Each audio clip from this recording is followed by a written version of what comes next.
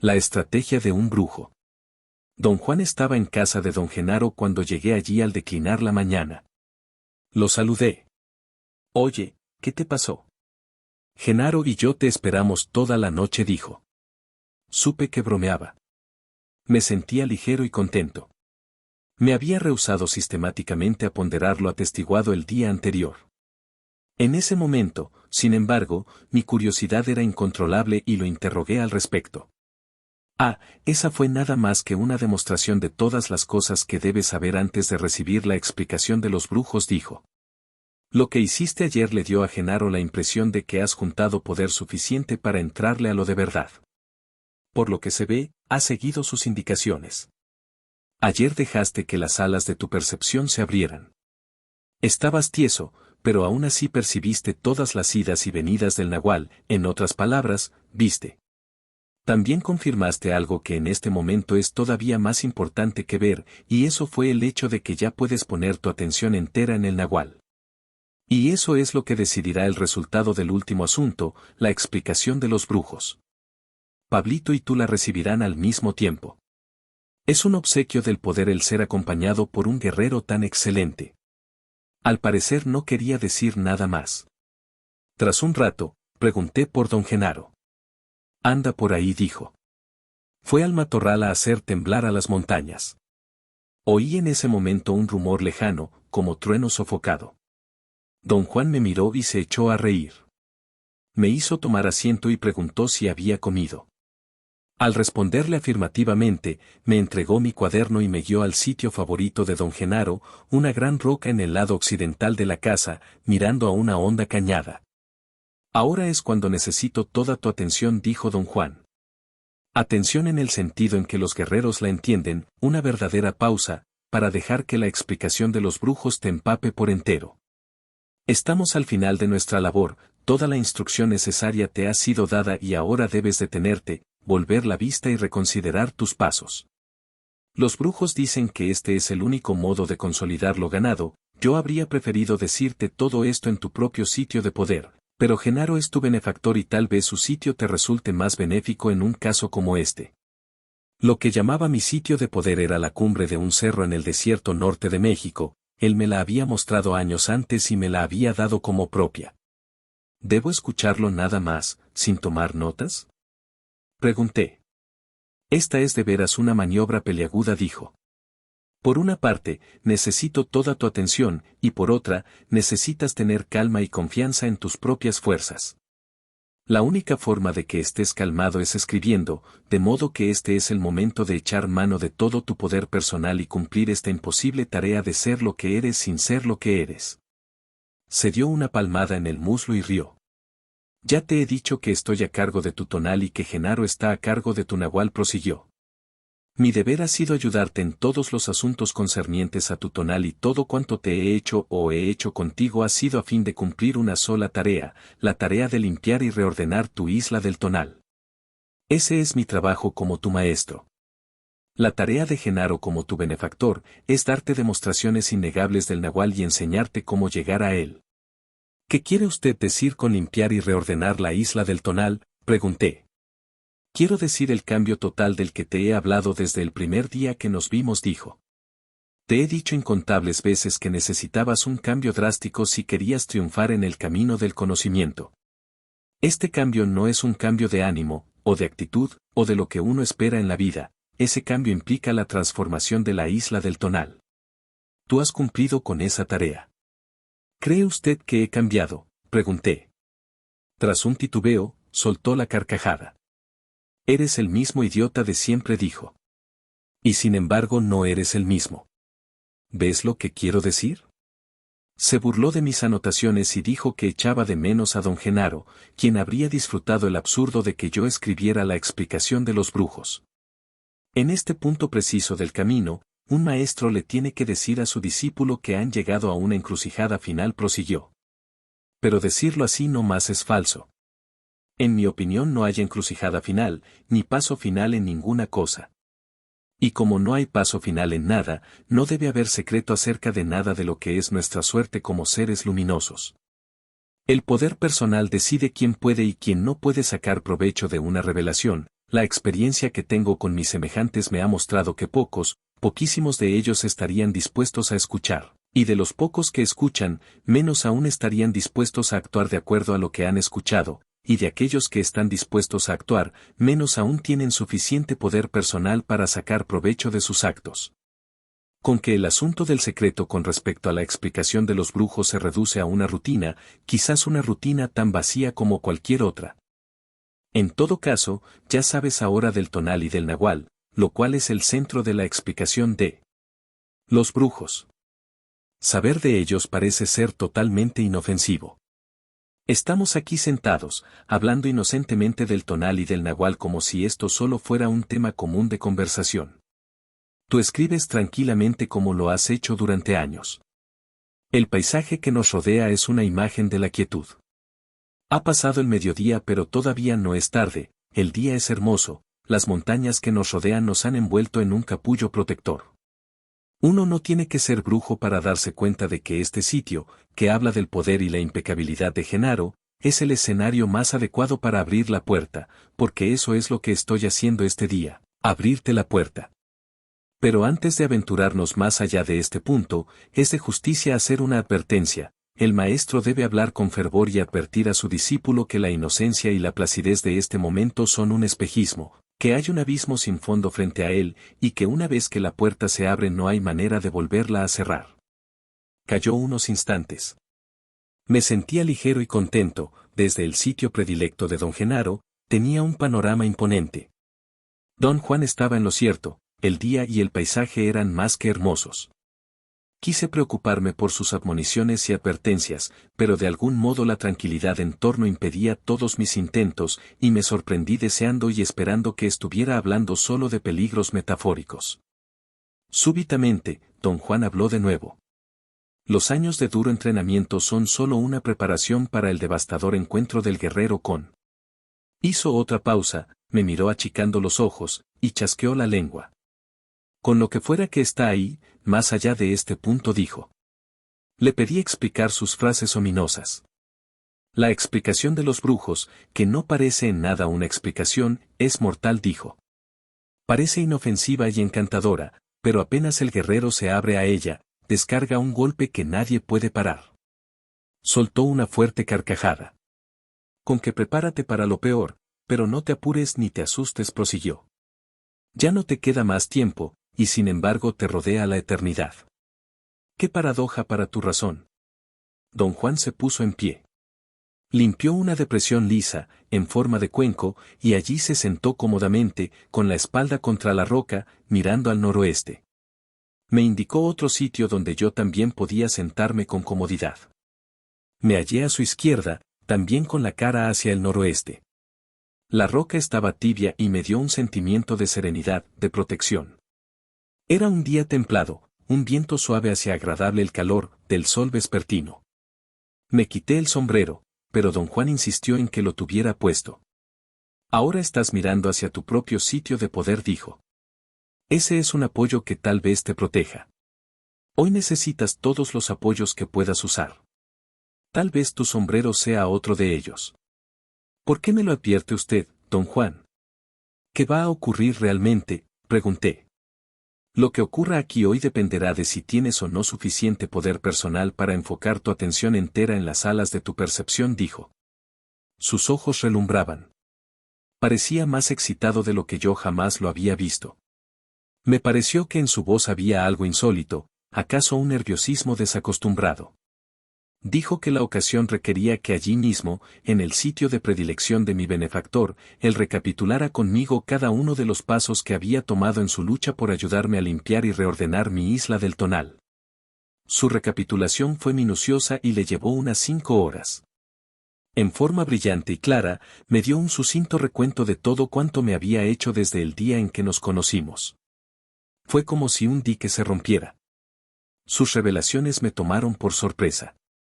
Yo me había acostumbrado a ser el tenaz inquisidor, por lo tanto, el hecho de que don Juan, quien siempre era la parte renuente, explicara de modo tan académico los puntos de su enseñanza, era tan asombroso como el de que vistiera traje en la Ciudad de México. Su dominio del idioma, su exactitud dramática y su elección de palabras eran tan extraordinarios que yo no tenía modo de explicarlos racionalmente. Dijo que en momentos tales el maestro debía hablar en términos exclusivos a cada guerrero, que la forma en que me hablaba y la claridad de su explicación eran parte de su última treta, y que solo al final tendría sentido para ML todo lo que él hacía. Habló sin parar, hasta concluir su recapitulación. Y yo escribí cuanto dijo, sin necesidad de ningún esfuerzo consciente. Empezaré por decirte que un maestro nunca busca aprendices y nadie puede solicitar las enseñanzas, dijo. Lo que señala al aprendiz es siempre un augurio. El guerrero que esté en la posición de volverse maestro debe andar siempre despierto para así coger su centímetro cúbico de suerte. Yo te vi justo antes de que nos presentaran, tenías un tonal en buen estado, como aquella muchacha que encontramos en México, después de verte aguardé, tal como hicimos con la muchacha aquella noche en el parque. La muchacha pasó sin prestarnos atención.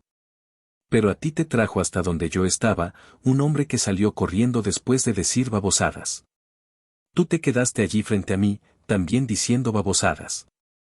Supe que debía actuar con rapidez y engancharte, tú mismo habrías tenido que hacer algo por el estilo si aquella muchacha te hubiera hablado. Lo que hice fue agarrarte con mi voluntad. Don Juan aludía al modo extraordinario en que me miró el día en que nos conocimos. Fijó en mí su vista y tuve una inexplicable sensación de vacuidad o entorpecimiento. No pude hallar ninguna explicación lógica de mi reacción, y siempre he creído que después de nuestro primer encuentro volví a buscarlo solo porque esa mirada me obsesionaba. Ese era el modo más rápido de engancharte, dijo. Fue un golpe directo a tu tonal. Lo adormecí enfocando en él mi voluntad. ¿Cómo lo hizo usted?, pregunté. La mirada del guerrero se coloca en el ojo derecho de la otra persona, dijo. Y lo que hace es parar el diálogo interno, entonces el nahual se hace cargo. De allí el peligro de esa maniobra. Cada vez que el nahual prevalece, así sea nomás por un instante, no hay manera de describir la sensación que el cuerpo experimenta. Sé que has pasado horas sin fin tratando de aclarar lo que sentiste, y que hasta hoy no has podido. Pero yo logré lo que quería. Te enganché. Le dije que aún recordaba cómo había fijado su vista en mí. La mirada en el ojo derecho no es fijar la vista, dijo. Es más bien un agarrón duro que uno da a través del ojo de la otra persona. Es decir, uno agarra algo que hay detrás del ojo. Uno tiene la sensación física y real de estar agarrando algo con la voluntad. Se rascó la cabeza echando el sombrero hacia adelante, sobre su rostro. Esto, naturalmente, es solo una manera de decir, continuó. Una manera de explicar sensaciones físicas extrañas. Me ordenó dejar de escribir y mirarlo. Dijo que iba a agarrar gentilmente mi tonal con su voluntad. La sensación que experimenté fue una repetición de la que tuve aquel primer día que nos vimos y en otras ocasiones en que don Juan me había hecho sentir que sus ojos me tocaban físicamente. ¿Pero cómo me hace usted sentir que me está tocando, don Juan? ¿Qué hace usted concretamente?, pregunté. No hay modo de describir con exactitud lo que uno hace, dijo. Algo sale de algún sitio abajo del estómago, ese algo posee dirección y puede enfocarse en cualquier cosa. Nuevamente sentí que algo como unas pinzas suaves hacía alguna parte indefinida de mi persona. Solo funciona cuando el guerrero aprende a enfocar su voluntad, explicó don Juan tras apartar los ojos. No hay manera de practicarlo, por eso no he recomendado ni animado su uso. En un momento dado en la vida del guerrero, ocurre simplemente. Nadie sabe cómo. Calló un rato. Me sentía extremadamente aprensivo. Don Juan, de repente, habló de nuevo. El secreto está en el ojo izquierdo, dijo. Conforme un guerrero progresa en el camino del conocimiento, su ojo izquierdo puede coger cualquier cosa. Por lo general, el ojo izquierdo del guerrero tiene una apariencia extraña, a veces se queda visco, o se hace más pequeño que el otro, o más grande, o diferente de algún modo. Me miró y en son de broma fingió examinar mi ojo izquierdo. Meneó la cabeza simulando desaprobación y rió para sí. Una vez que el aprendiz ha sido enganchado, empieza la instrucción, prosiguió. El primer acto del maestro es introducir la idea de que el mundo que creemos ver es solo una visión, una descripción del mundo. Cada esfuerzo del maestro se dirige a demostrar este punto al aprendiz. Pero aceptarlo parece ser una de las cosas más difíciles de hacer. Estamos complacientemente atrapados en nuestra particular visión del mundo, que nos compele a sentirnos y a actuar como si supiéramos todo lo que hay que saber acerca del mundo. Un maestro, desde el primer acto que efectúa, se propone parar esa visión. Los brujos lo llaman parar el diálogo interno, y están convencidos de que esa técnica es la más importante que el aprendiz puede aprender. Para detener esa visión del mundo que uno ha tenido desde la cuna, no es suficiente el que uno simplemente tenga el deseo o se haga la resolución. Uno necesita una tarea práctica, esa tarea se llama la forma correcta de andar. Parece una cosa inocente y sin sentido. Como todo lo que tiene poder en sí o de por sí, la forma correcta de andar no llama la atención. Tú la entendiste y la consideraste, al menos durante varios años, una manera curiosa de comportarse. No se te hizo claro, hasta hace muy poco, que era el modo más eficaz de parar tu diálogo interno. ¿Cómo detiene la forma correcta de andar el diálogo interno?, pregunté. El andar en esa forma específica satura el tonal, dijo. Lo inunda. Verás, la atención del tonal tiene que colocarse en sus creaciones. De hecho, esa atención es la que por principio de cuentas crea el orden del mundo. El tonal debe prestar atención a los elementos de su mundo con el fin de mantenerlo, y debe, sobre todo, sostener la visión del mundo como diálogo interno. Dijo que la forma correcta de andar era un subterfugio. El guerrero, al curvar los dedos, llama la atención hacia sus brazos, luego, mirando sin enfocar cualquier punto directamente frente a él en el arco que empieza en las puntas de sus pies y termina sobre el horizonte, inunda literalmente a su tonal con información.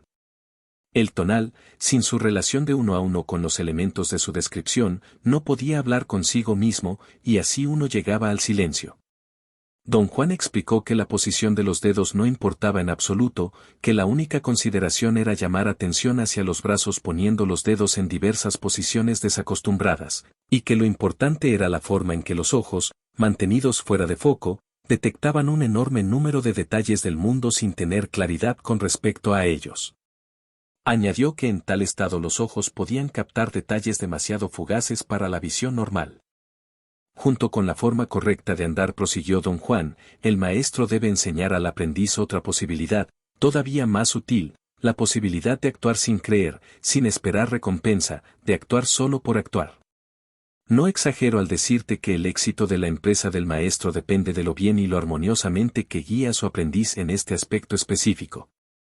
Dije a don Juan que yo no recordaba ninguna ocasión en la que él hubiera discutido el actuar solo por actuar como una técnica particular. Todo cuanto recordaba eran sus comentarios constantes, pero divagados, al respecto. Rió y dijo que su maniobra había sido tan hábil que se me había escapado hasta ese día. Luego me trajo a la memoria todas las tareas sin sentido que, bromeando, solía encomendarme cada vez que iba yo a su casa. Labores absurdas como acomodar la leña según cierto diseño, circundar la casa con una cadena continua de círculos concéntricos dibujados en el polvo con el dedo, barrer la basura de un sitio a otro, y así por el estilo. Las tareas incluían también actos que yo debía realizar por mí mismo en casa, tales como ponerme una gorra negra, o atar primero mi zapato derecho, o abrocharme el cinturón de derecha a izquierda.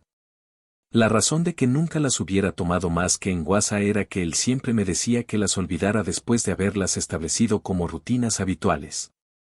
Conforme él recapitulaba las tareas que me había dado, me di cuenta de que, al hacerme realizar rutinas sin sentido, había implantado en mí la idea de actuar sin esperar nada a cambio. Parar el diálogo interno es, sin embargo, la llave del mundo de los brujos, dijo. El resto de las actividades son solo apoyos, lo único que hacen es acelerar el efecto de parar el diálogo interno.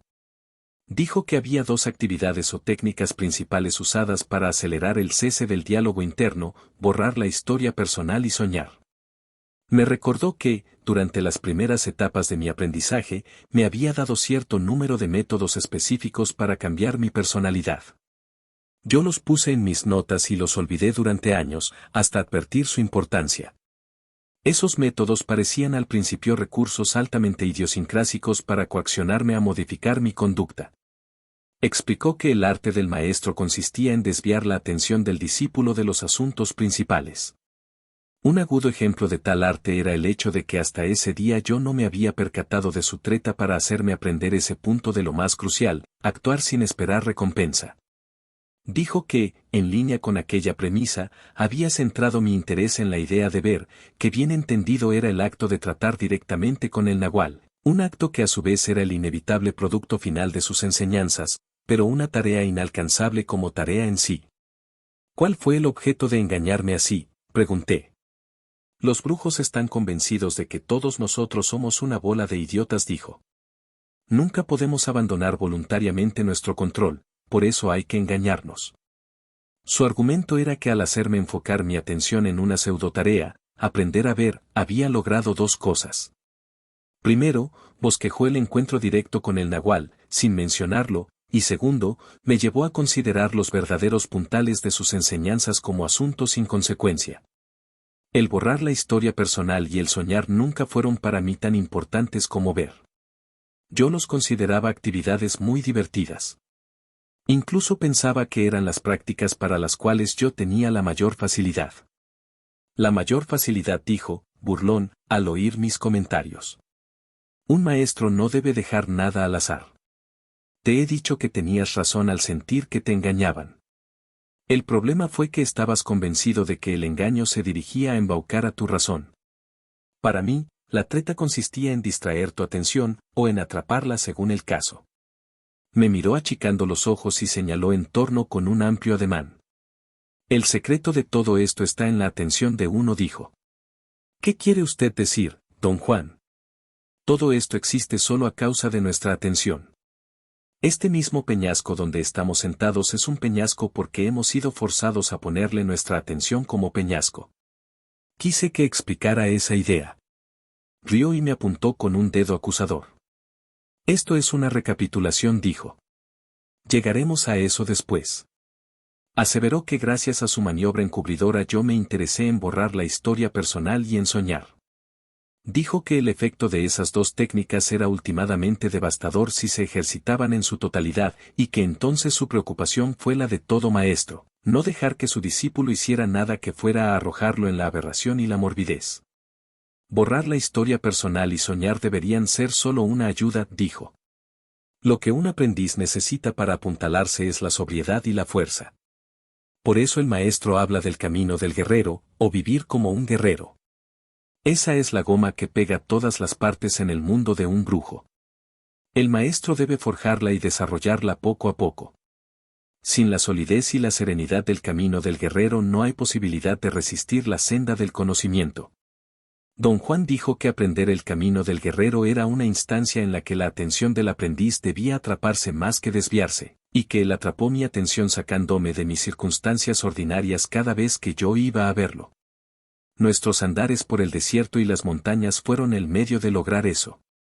La maniobra de alterar el contexto de mi mundo ordinario llevándome a excursiones y a cazar era otra instancia de su sistema que yo había pasado por alto.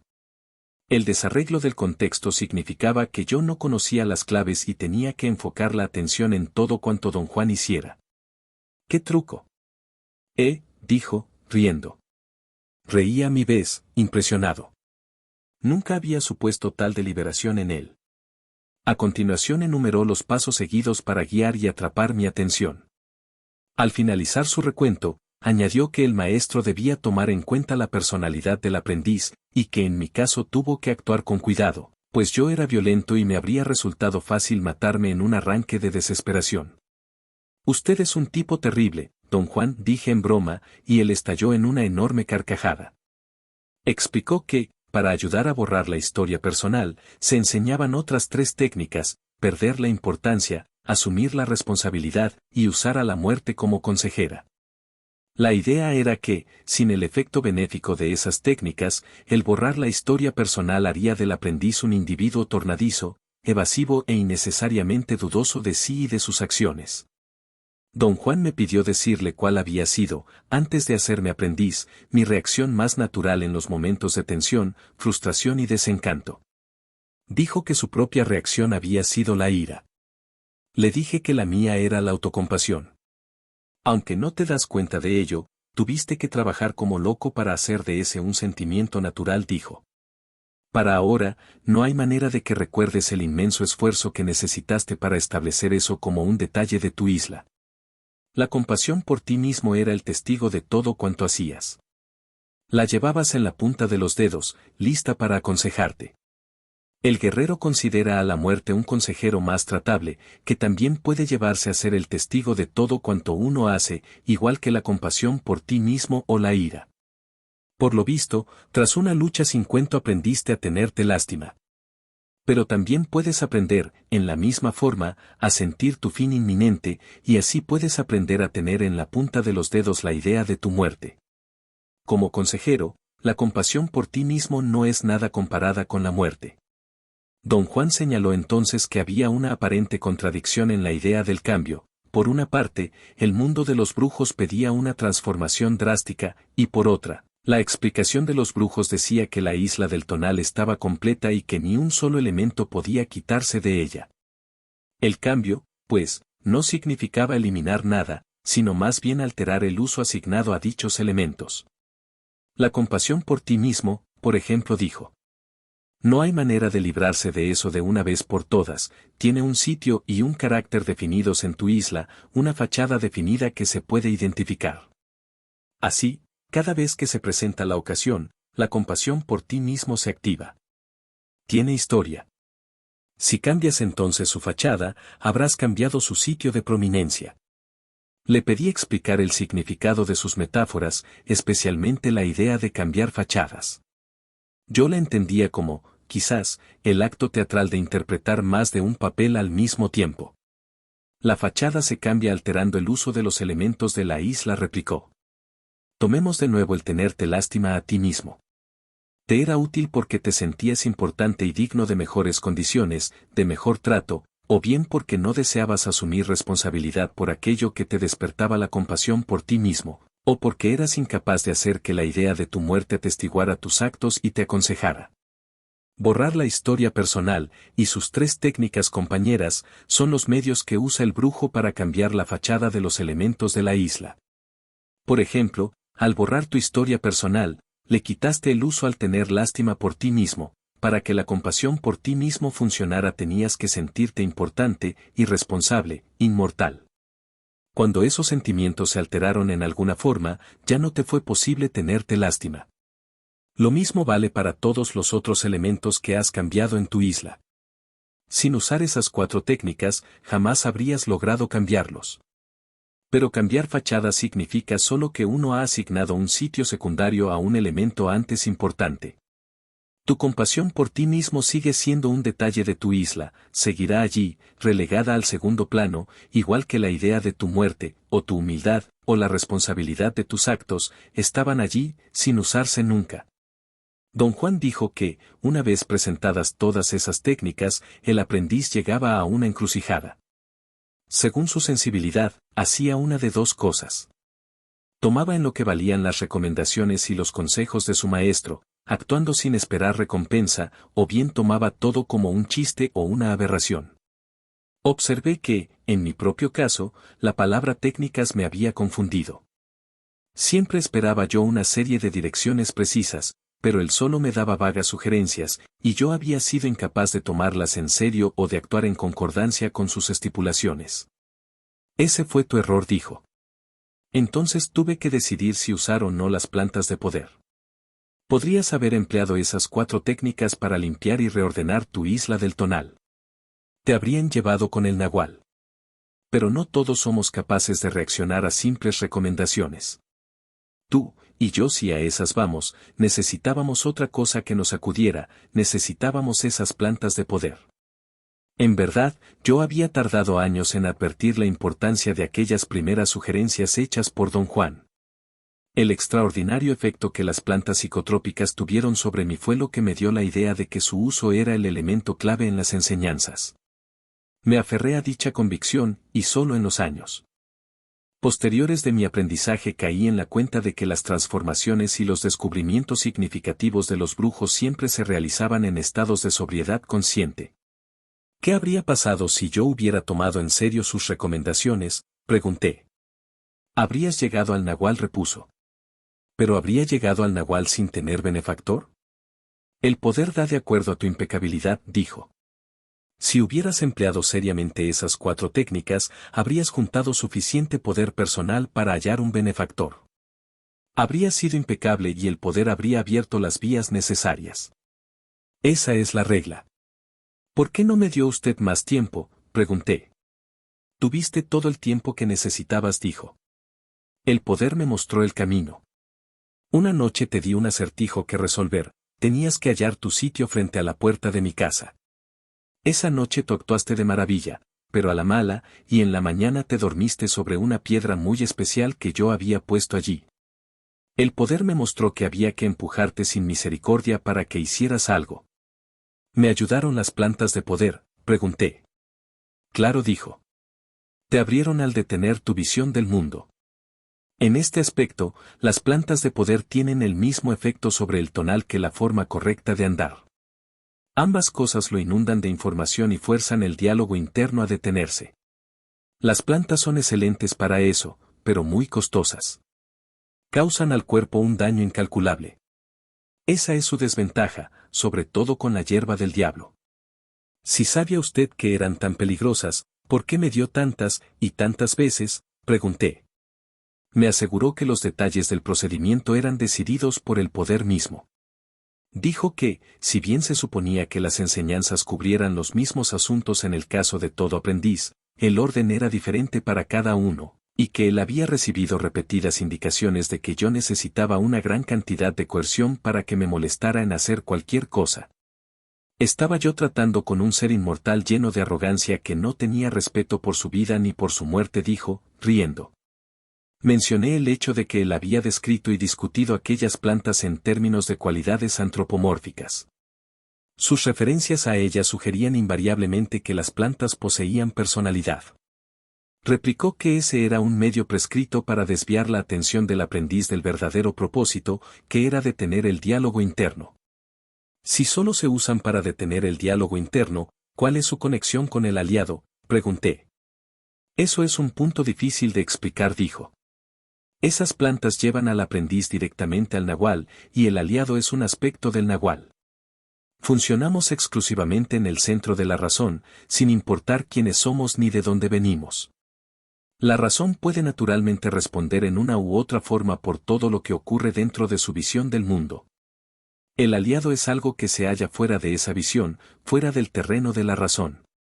El aliado se puede atestiguar solamente en el centro de la voluntad en momentos en que nuestra visión ordinaria se ha parado, por ello, el aliado es propiamente el nahual. Los brujos, sin embargo, pueden aprender a percibir el aliado en una forma de lo más intrincada, y al hacerlo así, se meten demasiado adentro en una nueva visión. Así que, para protegerte de ese destino, yo no recalqué el aliado como los brujos lo hacen. Tras generaciones de usar plantas de poder, los brujos han aprendido a dar cuenta en sus visiones de todo lo que se pueden dar cuenta acerca de ellas. Yo diría que los brujos, al usar su voluntad, han logrado ampliar sus visiones del mundo. Mi maestro y mi benefactor eran claros ejemplos de esto. Eran hombres de gran poder, pero no eran hombres de conocimiento. Jamás rompieron las barreras de sus enormes visiones y por eso jamás llegaron a la totalidad de sí mismos, aunque sabían que existía. No era que viviesen vidas aberradas, tratando de agarrar cosas más allá de su alcance, sabían que habían perdido la ocasión y que solo a la hora de su muerte se les revelaría el misterio total. La brujería les había permitido echar solo un vistazo, pero nunca les dio el verdadero medio de llegar a esa esquiva totalidad de uno mismo. Yo te di lo suficiente de la visión de los brujos sin permitir que te enganchara. Te dije que si uno hace encarar a 2 visiones, la una contra la otra, puede escurrirse entre ambas para llegar al mundo real. Me refería a que solo puede llegarse a la totalidad de uno mismo cuando uno tiene bien entendido que el mundo es simplemente una visión, sin importar que esa visión pertenezca a un hombre común o a un brujo. Aquí es donde me he apartado de la tradición. Tras una lucha de toda la vida, sé que lo importante no es aprender una nueva descripción sino llegar a la totalidad de uno mismo. Hay que llegar al nahual sin maltratar al tonal, y sobre todo, sin dañar el cuerpo. Tú tornaste esas plantas siguiendo los pasos exactos que yo mismo seguí. La única diferencia fue que, en vez de sumergirte en ellas, te detuve cuando creí que ya habías juntado suficientes visiones del nahual. Esa es la razón por la que nunca quise discutir tus encuentros con plantas de poder, ni dejarte hablar como loco de ellas, no venía al caso tratar de hablar de lo que no se puede hablar. Esas fueron verdaderas excursiones al nahual, a lo desconocido. Mencioné que mi necesidad de hablar sobre mis percepciones bajo la influencia de plantas psicotrópicas se debía al interés por aclarar una hipótesis mía. Me hallaba convencido de que, con ayuda de dichas plantas, don Juan me había dado memorias de inconcebibles formas de percibir. Esas memorias, que en el momento de experimentarlas pudieron parecerme idiosincrásicas y desconectadas de todo lo significante, se ensamblaban después en unidades de significado. Supe que don Juan me había guiado certeramente en cada ocasión, y que cualquier ensamblaje de significado se realizaba bajo su guía. No quiero recalcar esos hechos ni explicarlos, dijo con sequedad. El acto de meternos en explicaciones nos pondría de nuevo en donde no queremos estar, es decir, seríamos arrojados dentro de una visión del mundo, esta vez una visión mucho más amplia. Don Juan dijo que, una vez detenido el diálogo interno del discípulo por el efecto de las plantas de poder, surgía un obstáculo invencible. El aprendiz empezaba a reconsiderar y a tener dudas de todo su aprendizaje. En opinión de don Juan, hasta el discípulo más ferviente sufría en ese punto una grave pérdida de interés. Las plantas de poder sacuden al tonal y amenazan la solidez de toda la isla, dijo. A estas alturas el aprendiz se retira, lo cual es una cosa muy sana, y quiere salir de todo el enredo. También a estas alturas es cuando el maestro coloca su trampa más artera, al adversario que vale la pena. Esta trampa tiene dos propósitos. Primero, hace que el maestro atrape a su aprendiz, y segundo, hace que el aprendiz tenga un punto de referencia para su uso. La trampa es una maniobra, que trae a la arena al adversario que vale la pena.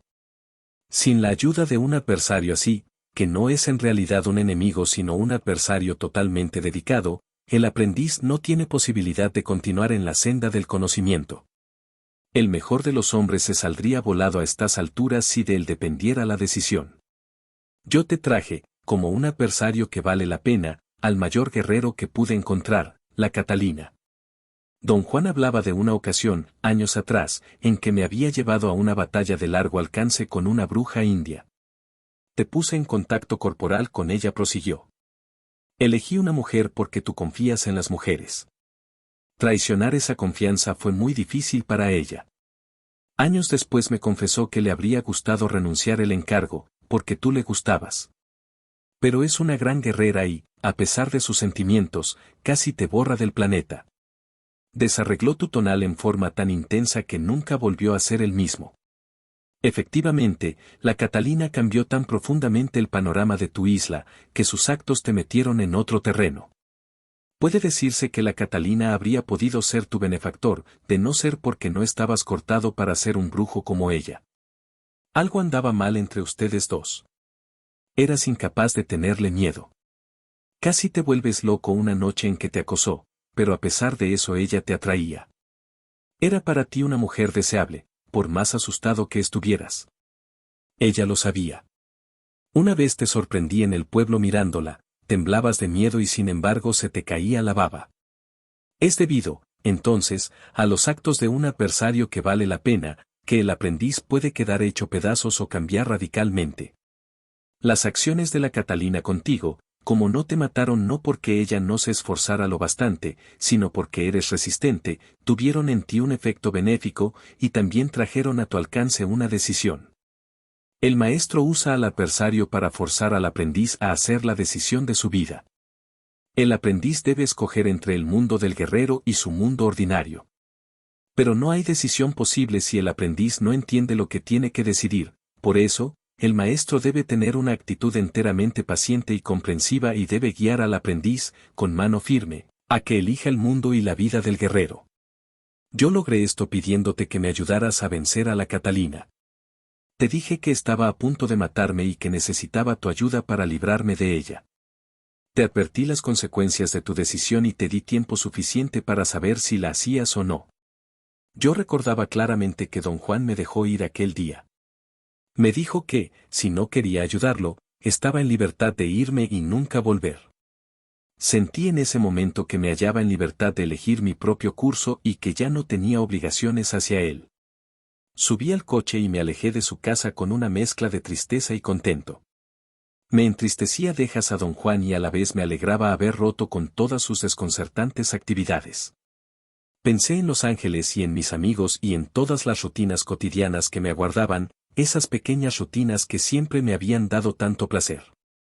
Durante un rato me sentí eufórico.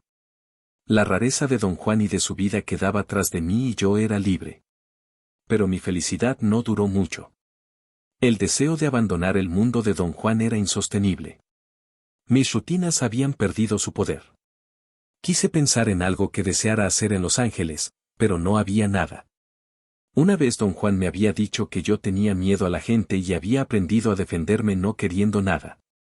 Dijo que no querer nada era el mejor logro de un guerrero.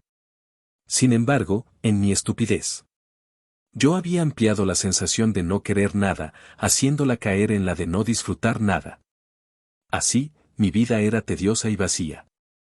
Tenía razón y, al correr hacia el norte sobre la carretera, me golpeó al fin el impacto pleno de mi propia locura insospechada. Empecé a recapacitar en lo que mi elección implicaba.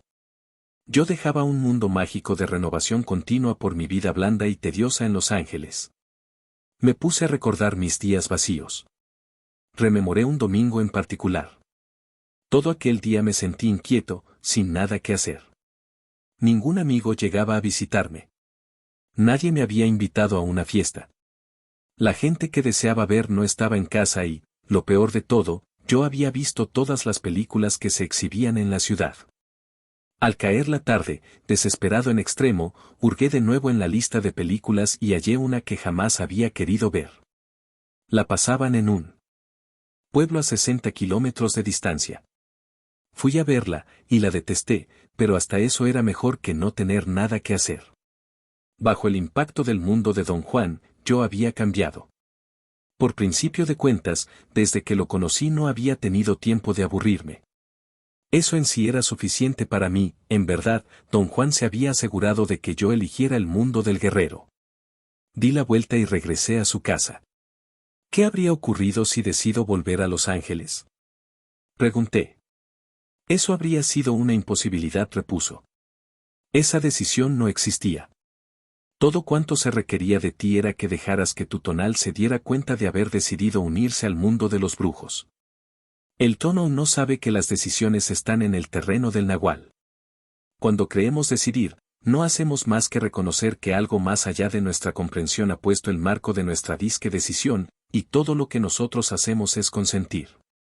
En la vida del guerrero solo hay una cosa, un único asunto que en realidad no está decidido: ¿qué tan lejos puede uno avanzar en la senda del conocimiento y el poder? Ese es un asunto abierto y nadie puede predecir el resultado. Una vez te dije que la libertad que un guerrero tiene es actuar impecablemente, o bien actuar como un imbécil. La impecabilidad es de verdad el único acto que es libre y, por ello, la verdadera medida del espíritu de un guerrero. Don Juan dijo que, una vez que el aprendiz hacía su decisión de unirse al mundo de los brujos, el maestro le daba una labor pragmática, una tarea que cumplir en su vida cotidiana.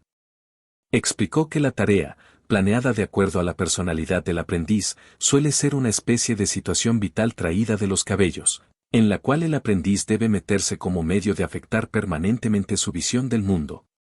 En mi propio caso, yo había entendido la tarea más como un divertido chiste que como una situación vital seria.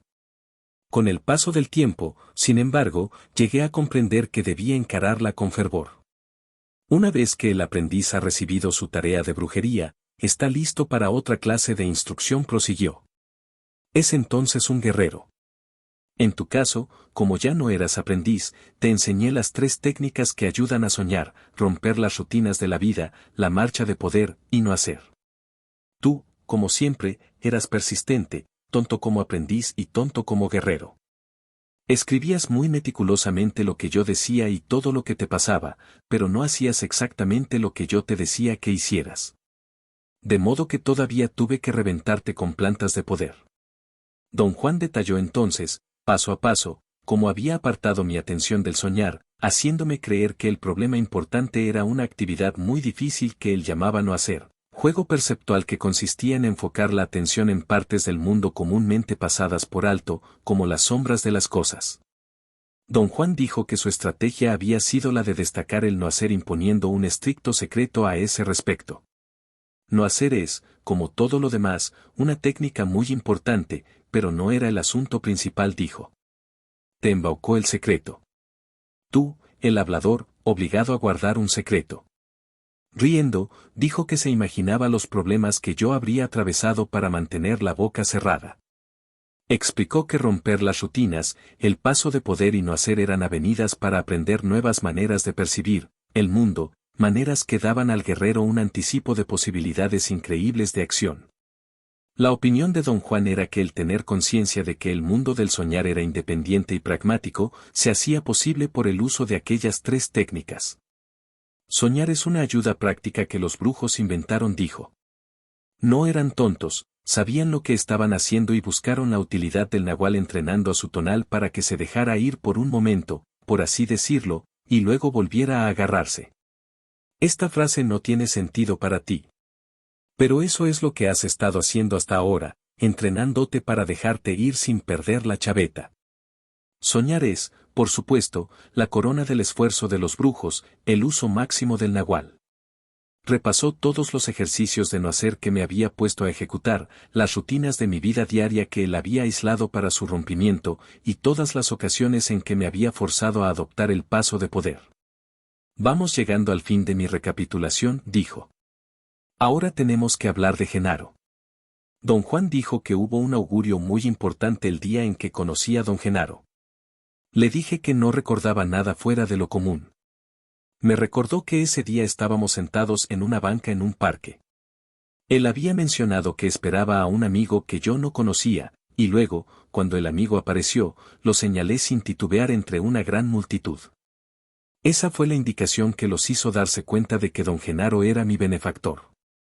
Me acordé, cuando él lo mencionó, que mientras charlábamos volví la cara y vi a un hombre pequeño y delgado que irradiaba extraordinaria vitalidad, o gracia, o simple alegría. Acababa de dar la vuelta a una esquina y entraba en el parque.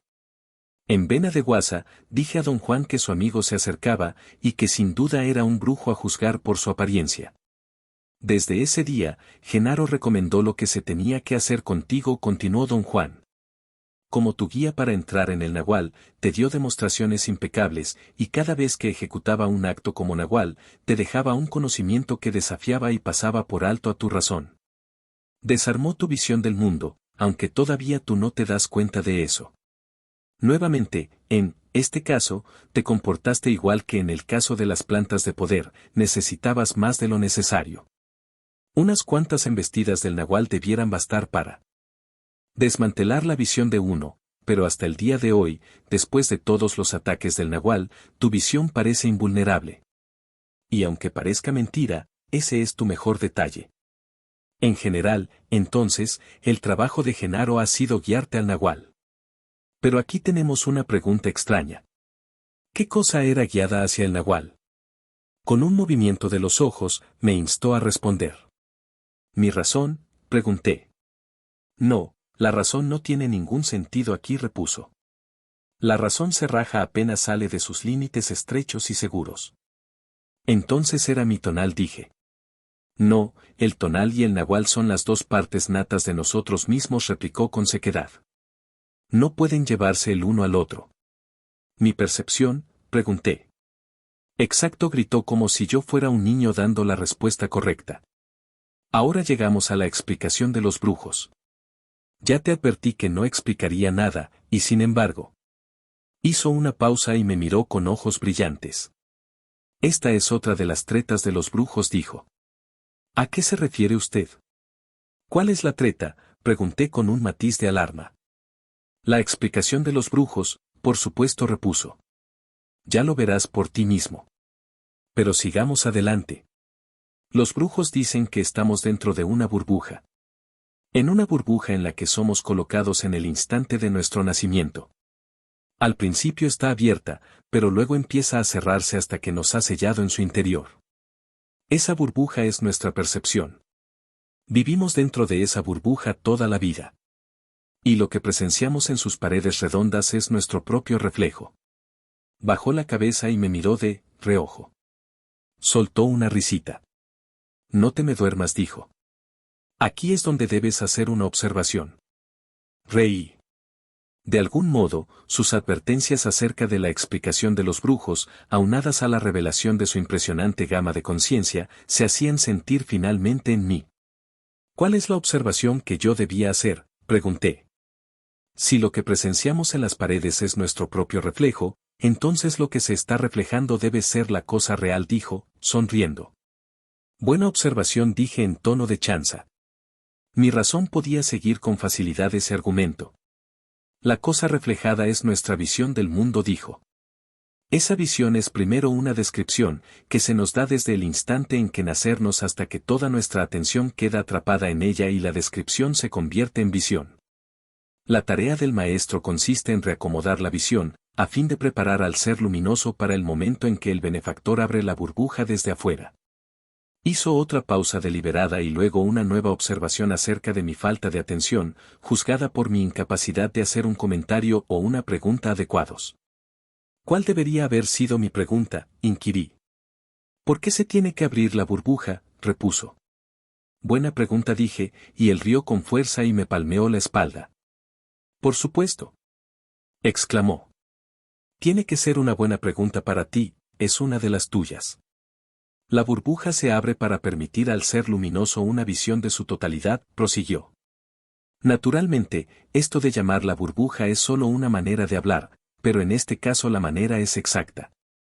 La delicada maniobra de llevar a un ser luminoso a la totalidad de sí mismo requiere que el maestro trabaje desde adentro de la burbuja y el benefactor desde afuera. El maestro reorganiza la visión del mundo, yo le he llamado a esa visión la isla del tonal. He dicho que todo lo que somos se encuentra en esa isla. La explicación de los brujos dice que la isla del tonal está hecha por nuestra percepción, que ha sido entrenada a enfocarse en ciertos elementos, cada uno de esos elementos y todos juntos forman nuestra visión del mundo. El trabajo del maestro, en lo referente a la percepción del aprendiz, consiste en reordenar todos los elementos de la isla en una mitad de la burbuja. Para ahora ya te habrás dado cuenta de que limpiar y reordenar la isla del tonal significa reagrupar todos sus elementos en el lado de la razón. Mi tarea ha sido desarreglar tu visión ordinaria, no para destruirla sino para forzarla a ponerse en el lado de la razón. Y tú has hecho esto mejor que cualquiera que yo conozco. Trazó en la roca un círculo imaginario y lo dividió en dos a lo largo de un diámetro vertical. Dijo que el arte del maestro era forzar al discípulo a agrupar su visión del mundo en la mitad derecha de la burbuja. ¿Por qué la mitad derecha?, pregunté. Ese es el lado del tonal, dijo.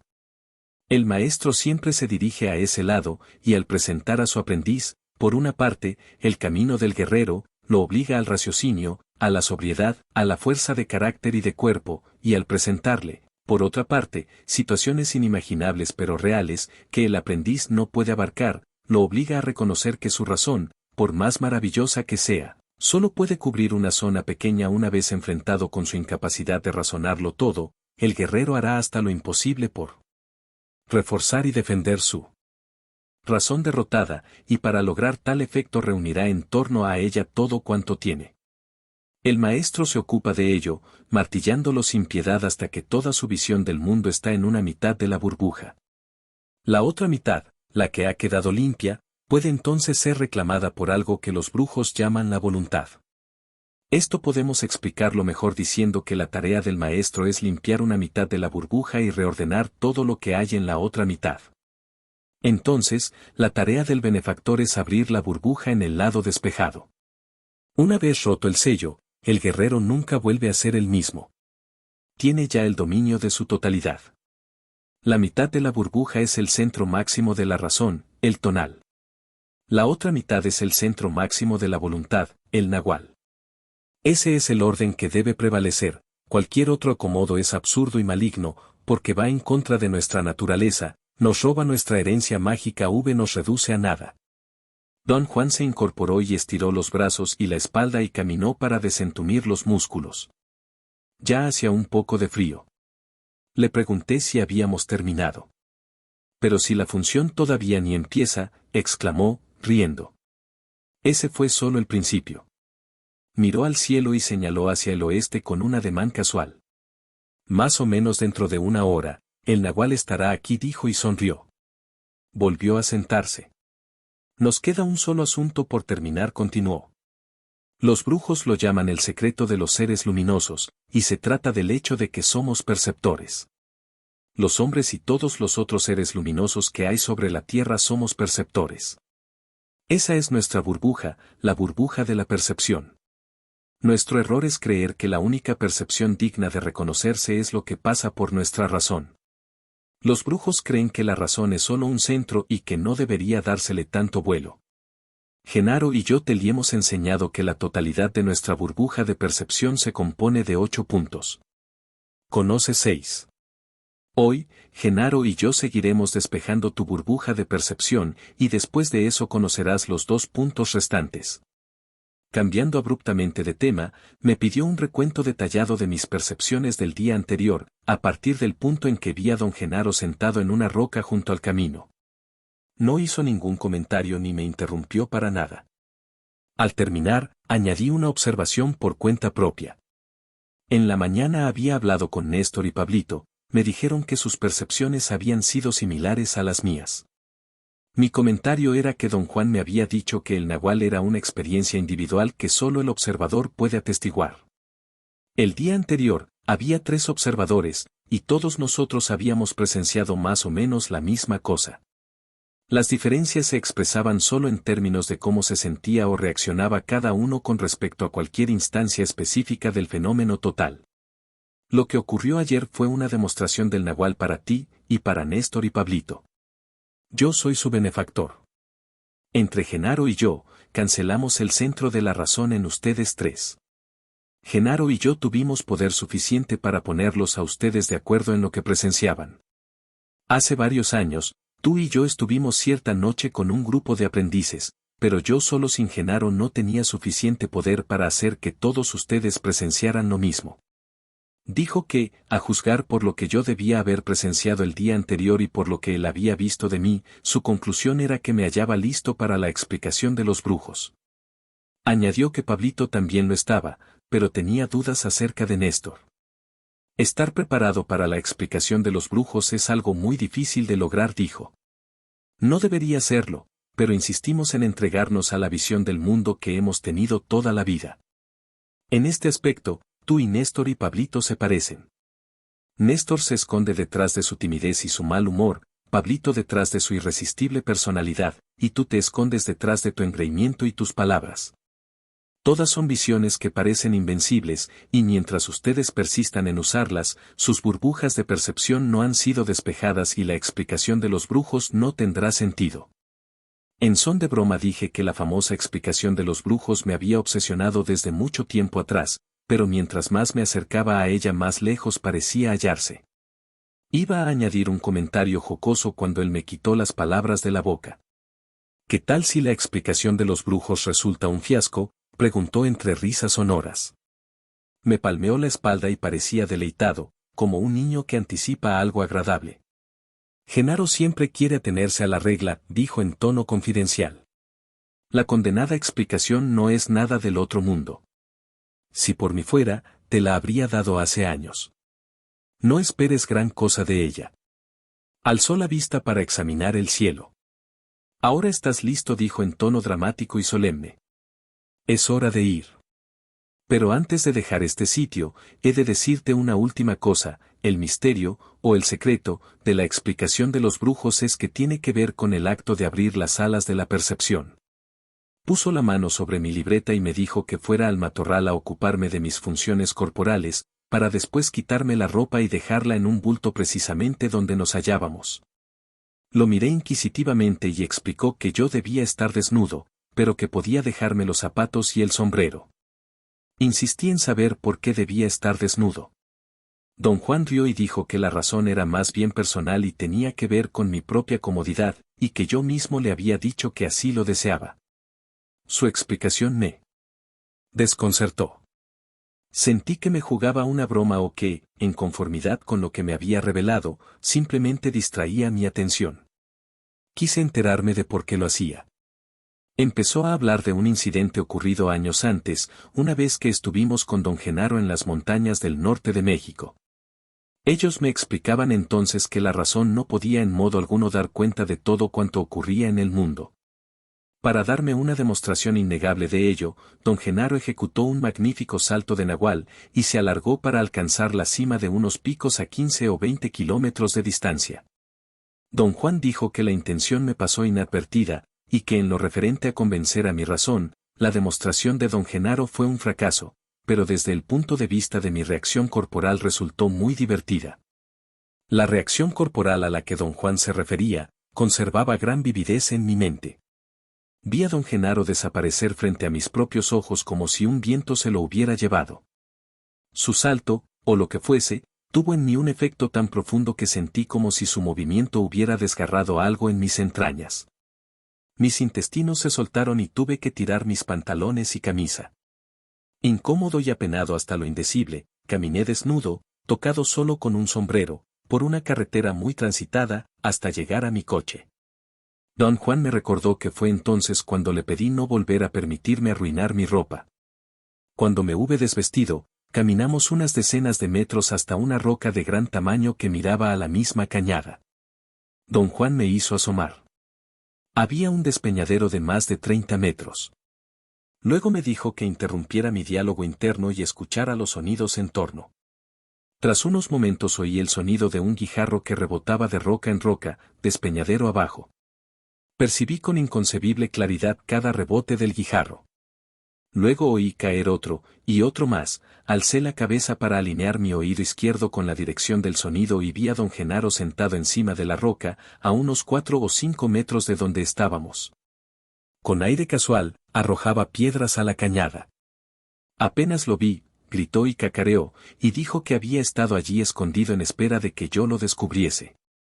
Tuve un instante de desconcierto. Don Juan me susurró al oído, repetidas veces, que mi razón no estaba invitada a ese acontecimiento, y que yo debía abandonar la necedad de querer controlarlo todo. Dijo que el nahual era una percepción solo para mí, y que por ese motivo Pablito no lo había visto en mi coche. Añadió, como si leyera mi oculto sentir, que si bien el nahual era solo para que yo lo presenciara, seguía siendo don Genaro en persona. Don Juan me tomó del brazo y en son de juego me llevó a donde se hallaba don Genaro. Este se puso de pie y se me acercó. Su cuerpo radiaba un calor visible, un resplandor que me deslumbraba. Vino a mi lado y, sin tocarme, puso la boca cerca de mi oído izquierdo y empezó a susurrar. Don Juan hizo lo mismo en mi otro oído. Sus voces se sincronizaban. Ambos repetían las mismas frases. Me decían que no tuviera miedo, y que poseía fibras largas y poderosas, las cuales no eran para protegerme, porque no había nada que proteger ni de lo cual protegerse, sino para guiar mi percepción de nahual en forma semejante a la manera en que mis ojos guiaban mi percepción normal de tonal.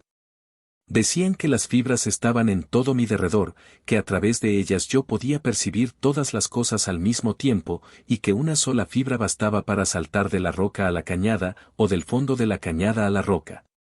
Yo escuchaba todo cuanto decían. Cada palabra parecía tener una connotación única para mí, me era posible retener cada cosa pronunciada y repetirla como una grabadora. Ambos me urgían a saltar a la cañada. Me decían que sintiera mis fibras, aislara una que bajara hasta el fondo y la siguiera. Conforme pronunciaban sus órdenes, surgían en mis sensaciones acordes a las palabras. Percibí una comezón en todo mi ser, especialmente una peculiar sensación indiscernible en sí misma, pero cercana a la de una larga comezón. Mi cuerpo sentía en verdad el fondo de la cañada, y yo percibía tal sentir en alguna zona corporal indefinida. Don Juan y don Genaro seguían instándome a resbalar por aquella sensación, pero yo no sabía cómo. Entonces oí solo la voz de don Genaro. Dijo que iba a saltar conmigo, me agarró, o me empujó, o me abrazó, y se precipitó conmigo en el abismo. Experimenté la apoteosis de la angustia física. Era como si algo mascara y devorara mi estómago. Era una mezcla de dolor y placer, de tal intensidad y duración que yo no podía más que gritar y gritar a todo pulmón. Al amainar la sensación, vi un conglomerado inextricable de chispas y masas oscuras, rayos de luz y formas como nubes. No sabía si mis ojos se hallaban abiertos o cerrados, o dónde estaban, o dónde estaba mi cuerpo. Luego sentí la misma angustia física, aunque no tan pronunciada como la primera vez, y luego tuve la impresión de haber despertado y me hallé de pie en la roca con don Juan y don Genaro. Don Juan dijo que yo había fallado de nuevo, que era inútil saltar si la percepción del salto iba a ser caótica. Ambos repitieron incontables veces en mis oídos que el nahual por sí solo no servía, que el tonal debía templarlo. Dijeron que yo tenía que saltar voluntariamente y tener conciencia de mi acto. Yo titubeaba, no tanto por miedo como por renuencia. Me sentía vacilar como si mi cuerpo oscilara pendularmente de lado a lado. Entonces un ánimo extraño se apoderó de mí, y salté con toda mi corporalidad. Quise pensar al precipitarme, pero no podía. Veía como a través de la niebla los muros de la estrecha cañada y las rocas que sobresalían en el fondo. No tuve una percepción secuencial de mi descenso, sino la sensación de que me hallaba sobre el suelo en el fondo mismo, discernía cada detalle de las rocas en un breve círculo en tomo mío. Noté que mi visión no era unidireccional y estereoscópica desde el nivel de mis ojos, sino plana y hacia todo el derredor. Tras un momento fui presa del pánico, y algo me jaló hacia arriba como un yoyo. Don Juan y don Genaro me hicieron repetir el salto una y otra vez. Después de cada salto, don Juan me instaba a ser menos reticente y desganado. Dijo, vez tras vez, que el secreto de los brujos al usar el nahual radicaba en nuestra percepción, que saltar era simplemente un ejercicio de percepción, y que terminaría solo cuando yo hubiese logrado percibir, como perfecto tonal, lo que había en el fondo de la cañada. En cierto momento tuve una sensación inconcebible. Me hallaba total y sobriamente consciente de estar parado en el borde de la roca, con don Juan y don Genaro susurrando en mis oídos, y en el instante siguiente miraba el fondo de la cañada. Todo era perfectamente normal. Casi había oscurecido, pero aún quedaba suficiente luz para reconocer cada cosa como en el mundo de mi vida cotidiana. Miraba unos arbustos cuando oí un ruido súbito, una peña que caía. Instantáneamente vi una roca de buen tamaño rodar por el despeñadero hacia mí. En un destello, vi también a don Genaro arrojándola. Tuve un ataque de pánico, y un segundo después había vuelto al sitio en cuna de la roca. Miré en torno, don Genaro ya no estaba allí. Don Juan se echó a reír y dijo que don Genaro se había ido por no soportar mi hediondez. Avergonzado, me percaté de que mi estado no era para menos. Don Juan había tenido razón al hacerme dejar mis ropas. Me llevó a un arroyo y me lavó romo a un caballo, recogiendo agua en mi sombrero y lanzándomela, mientras hacía hilarantes comentarios acerca de haber salvado mis pantalones.